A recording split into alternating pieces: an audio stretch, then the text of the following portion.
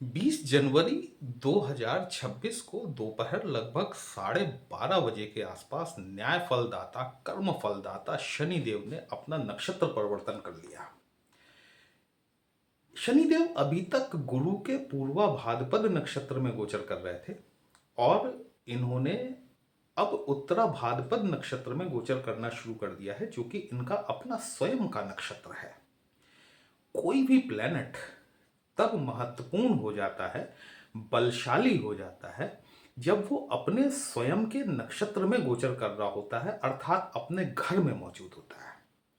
शनिदेव का ये 20 जनवरी से लेकर 17 मई तक अपने ही नक्षत्र में गोचर करना हमारे मिथुन राशि और लग्न के जातकों पर किस प्रकार से अपना प्रभाव दिखाने वाला है, वही हम लोग आज डिस्कस करने वाले हैं। नमस्कार दोस्तों, कैसे हैं आप सभी। मैं आपका ज्योतिष मित्र श्लोक वर्मा आपके अपने चैनल श्री हनुमंत कृपा में आपका हार्दिक स्वागत करता हूं, अभिनंदन करता हूं। साथ ही बड़े भैया श्री हनुमान जी से करवद निवेदन करता हूं कि अपने हनुमत कृपा परिवार के सभी सदस्यों को, नए जुड़ने वाले सभी सदस्यों को सुख समृद्धि प्रदान करें, उन्हें उनके कार्यों में आशातीत सफलता प्रदान करें। शनिदेव वर्तमान समय में आपकी पत्रिका में 10th हाउस में गोचर कर रहे हैं। शनि महाराज मिथुन राशि और लग्न की पत्रिका में अष्टमेश होते हैं और साथ ही साथ भाग्येश होते हैं। अत्यंत महत्वपूर्ण है ये, क्योंकि अष्टम भाव और 9th हाउस का कॉम्बिनेशन है।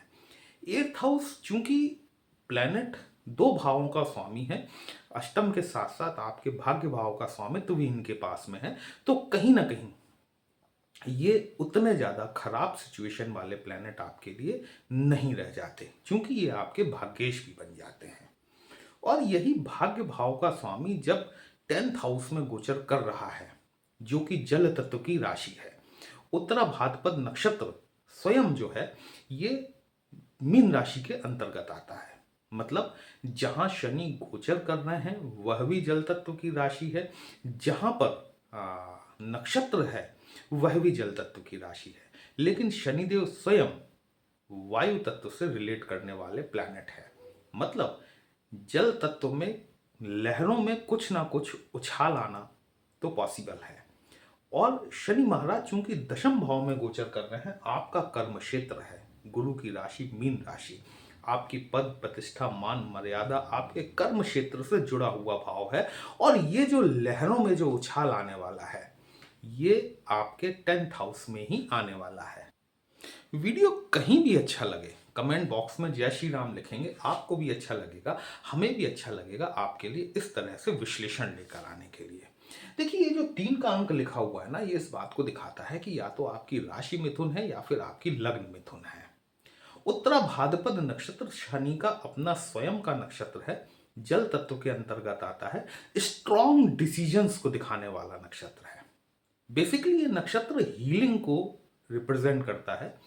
हीलिंग आप अपनी कंसल्टेंसी के द्वारा भी कर सकते हैं, हीलिंग आप यदि चिकित्सक हैं तो उसके द्वारा भी कर सकते हैं, आप साइकोपैथ हैं, आप साइकेट्रिस्ट हैं, वहां भी आप लोगों की हीलिंग का ही काम करते हैं। उत्तरा भाद्रपद नक्षत्र उन सभी लोगों के लिए बहुत ज़्यादा फेवरेबल रहने वाला है जो कि साइकोलॉजी से जुड़े हुए हैं, चिकित्सक के पेशे से जुड़े हुए हैं, टीचर हैं, हीलर हैं, उपदेशात्मक गतिविधियां रहती हैं जिनकी, जो लोगों को समाज में उपदेश देने का काम करते हैं, धर्म का काम करते हैं, उन सभी के लिए शनि का ये गोचर बहुत लाभान्वित करने वाला रहने वाला है। बेसिकली देखा जाए तो शनि न्याय फलदाता कर्म फलदाता कहे जाते हैं। शनि का 10th हाउस में गोचर करना, क्योंकि अष्टम भाव के स्वामी भी हैं ये, अष्टम भाव को थोड़ा सा समझिए। अष्टम भाव रिसर्च का भाव है। 10th हाउस में शनि महाराज आपको तभी सुपरिणाम देखने के लिए देंगे जब आप अपने 8th हाउस को मैनेज करते हैं। 8th हाउस रिसर्च को दिखाने वाला होता है। विज्ञान रिसर्च की बात करता है।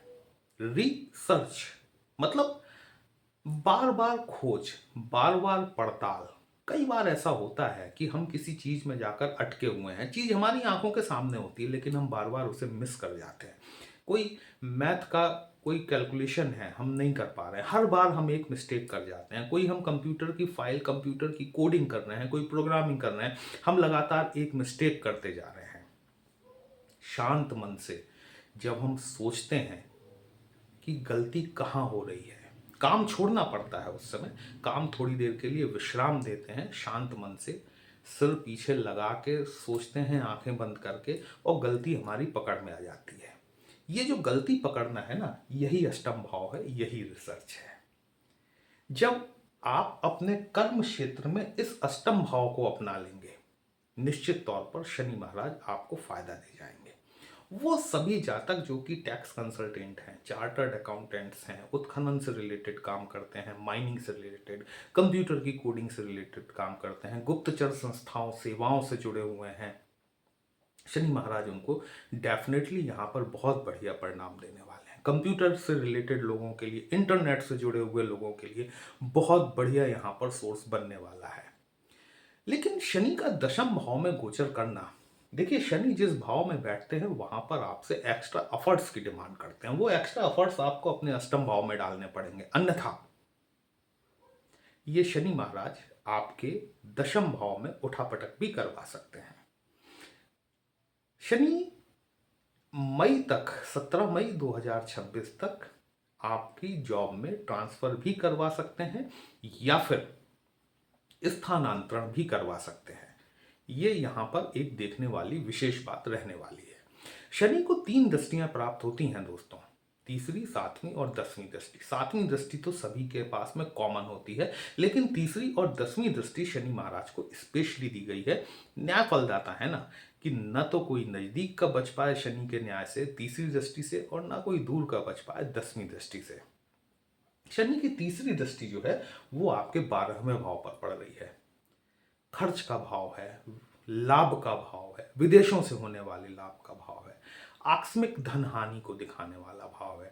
यदि शनि आपकी पत्रिका में शुभ स्थिति में जाकर बैठे हुए हैं, अब शनि इन 12 भावों में से कहीं भी जाकर बैठ सकते हैं, वो तो मुझे नहीं पता है ना, तो मैं यहां यही कहूंगा कि यदि शनि आपकी पत्रिका में शुभ स्थितियों में जाकर बैठे हुए हैं, उच्च के हैं, शुभ ग्रहों से दृष्ट हैं, आपकी दशा अंतरदशा आपके बढ़िया प्लैनेट्स की चल रही है, यदि आप विदेशों से व्यवसाय करते हैं या आप विदेश जाना चाहते हैं, यही शनि महाराज आपको लाभान्वित करा देंगे, आपके विदेश जाने के रास्ते खुलवा सकते हैं 17 मई 2025 तक।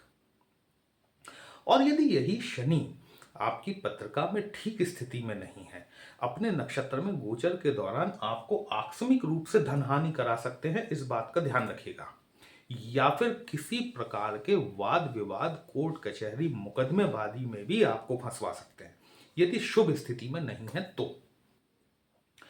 शनि की 7वीं दृष्टि जो है ये अपने मित्र बुध की राशि पर पड़ेगी। चौथा स्थान विशेषकर मटेरियलिस्टिक भाषा में कहा जाए तो भूमि, भवन, वाहन, माता के सुखों से जोड़कर देख लिया जाता है। लेकिन यदि मैं बात करूं तो चौथा स्थान जो है ये इमेंस इमोशंस को रिलेट करता है। हमारी संपूर्ण भावनाएं, दिन भर का थका हारा आदमी अपने घर में जाकर विश्रांति पाता है। माफ कीजिएगा। चौथा घर, शनि महाराज बैठे हुए हैं दशम भाव में और अपनी सप्तम दृष्टि, जो कि इनकी पूर्ण दृष्टि होती है, अपने मित्र के घर को देख रहे हैं। मित्र के घर का नुकसान कोई नहीं करता, और विशेषकर शनि जैसे प्लैनेट से तो उम्मीद भी नहीं की जाती। माता के सुखों में बढ़ोतरी होने की संभावना है, यदि शनि आपकी पत्रिका में शुभ स्थिति में है, तब की बात कर रहा हूं मैं। साथ ही साथ कोई भूमि, भवन या वाहन खरीदने की तरफ आप अग्रसर हो सकते हैं, लेकिन वो वाहन, वो भवन संभवतः नया नहीं होगा, पुराना होगा। क्योंकि शनि पुरातन पंथी प्लैनेट है, पुरानी चीज़ों से इन्हें विशेष लगाव होता है। आप देखिएगा कि जिन लोगों की पत्रिका में शनि की स्थिति अच्छी होती ना, वो अपने घर का पुराना सामान सहेज के रखते जाते हैं। कितना भी वेस्ट मटेरियल हो, उन्हें बड़ा प्रिय होता है, उसको वो हटाना नहीं चाहते, हटने नहीं देते उसे। तो ये शनि महाराज जो है ना, यदि आप कोई वाहन या भवन खरीदने जा रहे हैं तो हो सकता है कि आपको कोई पुराना वाहन या भवन पसंद आ जाए। हाँ, बड़ा निश्चित तौर पर होगा, आपके पास जो कार है उससे बड़ी कार आप ले सकते हैं, आपके पास जो भवन है उससे बड़ा भवन आप ले सकते हैं शनि शुभ होने की स्थितियों में। और यदि यही शनि अशुभ हैं तो माता के स्वास्थ्य में आपको गिरावट देखने के लिए मिल सकती है। शनि महाराज की 10वीं दृष्टि जो है वो आपके सप्तम भाव पर पड़ेगी, जीवन साथी का भाव है, गुरु की राशि यहां पर धनु राशि फॉल करती है आपकी पत्रिका में।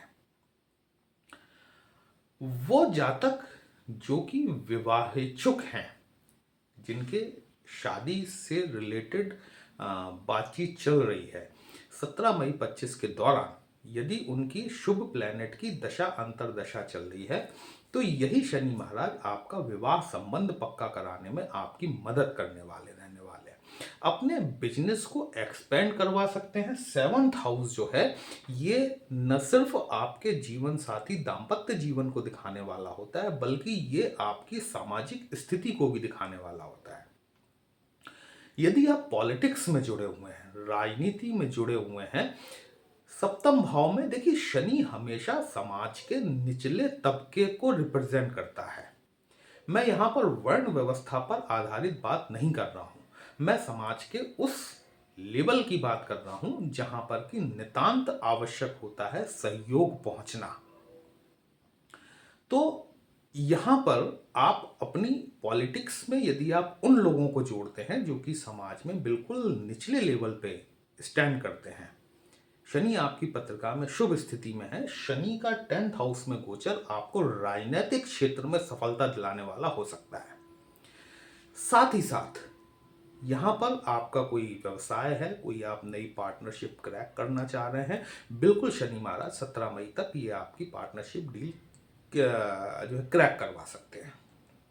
आपकी पत्रिका में 2 भाव बड़े महत्वपूर्ण होते हैं।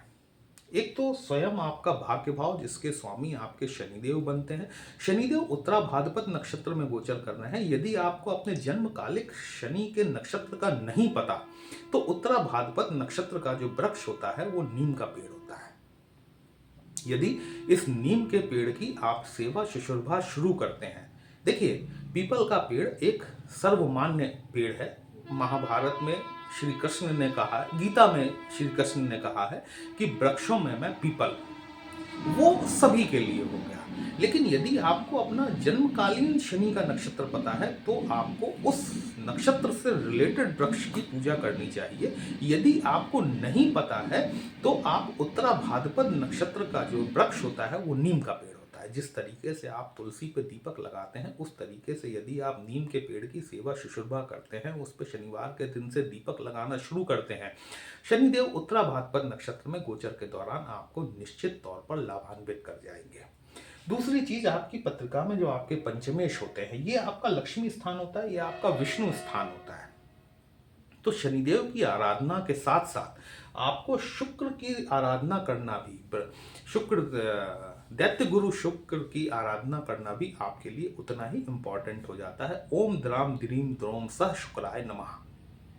शनि की आराधना कीजिए, शुक्र की आराधना कीजिए, निसंदेह तौर पर आपको जीवन में लाभ मिलेगा। वीडियो कहीं भी अच्छा लगा हो अपने चैनल को लाइक शेयर और सब्सक्राइब जरूर कर दीजिएगा। हमसे यदि पत्रिका का विश्लेषण कराना चाहते हैं दोस्तों, व्हाट्सएप नंबर थंबनेल में दिया गया है। पर्सनल कंसल्टेशन पेड होता है, एक छोटी सी फीस आपको पे करनी होती है। आपकी समस्या का उचित समाधान हमारे द्वारा करने का प्रयास जरूर किया जाता है। चलिए फिर मिलते हैं, तब तक के लिए जय श्री राम।